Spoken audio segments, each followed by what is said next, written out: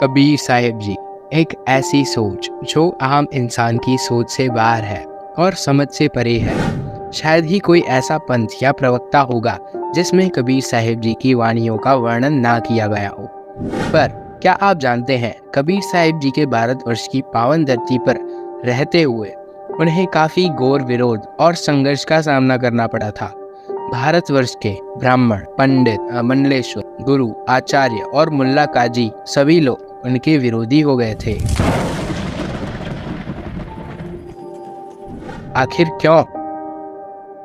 कहते हैं ना, जिसने दुनिया को जगाने की कोशिश की है उसी का गला घोट दिया गया है। कबीर साहिब जी कहते हैं, कबीर साच कहूँ तो मार ही, झूठे जगपति आई, यह जग काली कुकरी, जो छेड़े तो खाई। भावार्थ, कबीर परमेश्वर जी कहते हैं कि सत्य बोलने पर लोग मारने दौड़ते हैं और झूठ बोलने पर बड़ी आसानी से विश्वास कर लेते हैं। यह संसार काटने वाली काली कुतिया के समान है, जो इसे छेड़ता है उसे ही काट देती है। कबीर साहिब जी उस समय के नकली गुरुओं, पंडितों, ब्राह्मणों और मुल्ला काजियों द्वारा फैलाई गई कुरीतियों का टंके की चोट पर विरोध करते थे। कबीर साहिब जी कहते थे, कबीर पत्थर पूजे हरी मिले तो मैं पूजूं पहाड़, ताते तो चक्की वली, जो पीस खाए संसार। भावार्थ, किसी देव की पत्थर की मूर्ति बनाकर उसकी पूजा करते हैं जो शास्त्र विरुद्ध है, जिससे कोई लाभ नहीं होता।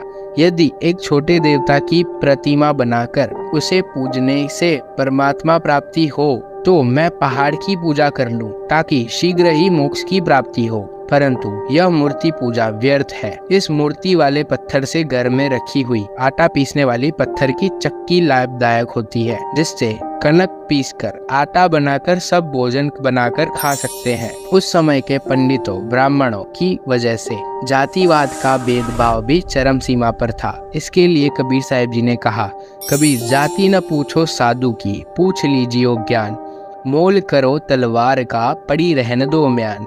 कबीर जाति नहीं जगदीश की, हरिजन की कहाँ होए, जात पात के बीच में डूब मरो मत कोय। कबीर पोथी पढ़ पढ़ जगमुआ, पंडित बयान कोय, ढाई अक्षर प्रेम का, पढ़े 100 पंडित होए। कबीर माटी का एक नाग बना के पूजे लोग लुगाया, जिंदा नाग जब घर में निकले ले लाठी धमकाया। इस्लाम में फैली हुई गलत मान्यताओं के लिए भी कबीर साहिब जी ने अपनी अमृत वाणियों के माध्यम से घोर विरोध किया।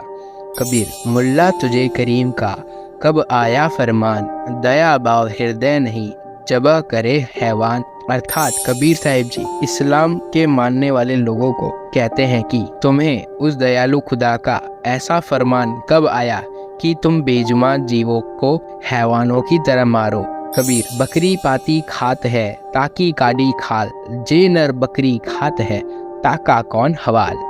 अर्थात कबीर साहिब जी कहते हैं कि जिस बकरी ने घास और पत्ते खा के अपना जीवन व्यतीत किया, उसी की खाल खींच ली गई, तो बकरी खाने वाले के साथ क्या हाल होगा। इस तरह से सत्य वचन कबीर साहिब जी के मुख से सुनकर उस समय के पंडित, ब्राह्मणों, नकली गुरुओं, आचार्यों और मुल्ला काजियों को भी अंदाजा लग चुका था कि उनकी दुकानें बंद होंगी। इसलिए कबीर साहिब जी को जनता के सामने अनपढ़ गवार बताकर कहा जाता था कि ये क्या जाने हमारे पवित्र वेदों, गीताओं और कुरान बाइबलों के बारे में। कबीर साहिब जी से परेशान होकर उन्हें 52 बार मारने की नाकाम कोशिश भी की गई थी, पर वो अज्ञानी लोग ये नहीं जान पाए कि कबीर साहिब जी कोई आम व्यक्ति नहीं बल्कि स्वयं अविनाशी परमेश्वर हैं, जिनको मारने में काल भी समर्थ नहीं। कबीर साहिब जी कहते हैं, कबीर हम ही अलख अल्लाह है, कुतुब गोस और पीर, गरीब दास खालिक दनी, हमरा नाम कबीर। कबीर सतयुग में सत्सुकृत का डेरा, त्रेता नाम मनिंदर मेरा, द्वापर में करुणा में कहाया, कलयुग नाम कबीर दराया।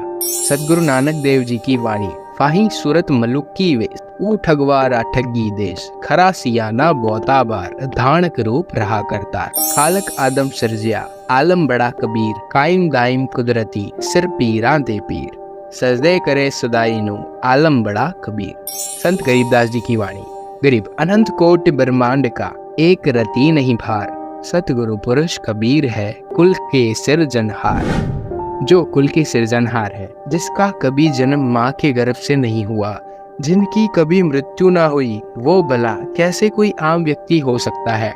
आज के समय में संत रामपाल जी महाराज वही सत्य से लोगों को आज परिचित करवा रहे हैं जो 600 साल पहले कबीर साहिब जी ने करवाया था। और इसी कारण आज अन्य नकली धर्मगुरु, ब्राह्मण, आचार्य, मंडलेश्वर, मुल्ला, काजी संत रामपाल जी महाराज जी का विरोध कर रहे हैं। उनके ऊपर झूठे आरोप लगाकर भोली भाली जनता को गुमराह किया जा रहा है। लेकिन यह लोग शायद ये नहीं जानते कि सत्य को दबाया जा सकता है लेकिन मिटाया नहीं जा सकता।